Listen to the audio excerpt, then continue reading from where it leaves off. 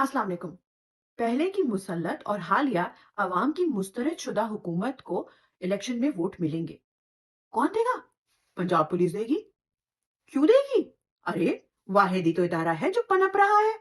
पहले जो पुलिस वाले जो चिंदी चोरों की तरह ठेले वालों से 10-10, 20-20 रुपए का भत्ता लेते थे, 1 किलो दाल, 2 पाव चावल लेके जाते थे, वो तो अब उन्होंने उनको नया कारोबार फराहम किया है। मियाँ साहब की रोजगार मुहिम के तहत अब जेल में जितने भी कैद लोग हैं, उन पे जो जाली मुकदमात हैं, उनकी बेल्स के लिए, उनकी जमानतों के लिए लाखों में रुपया जो वसूल कर रहे हैं।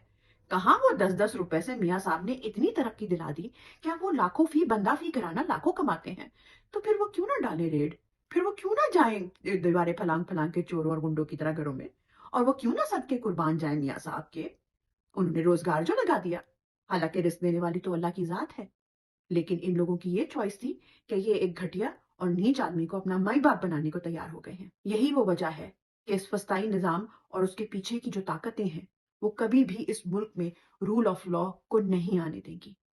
वो कभी कानून सबके लिए एक नहीं होने देंगी।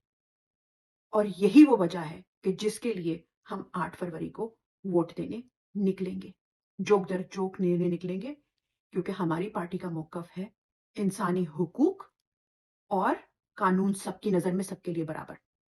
जुल्म का बदला वोट से। वहशत का बदला, दहशत का बदला, वहशत का बदला।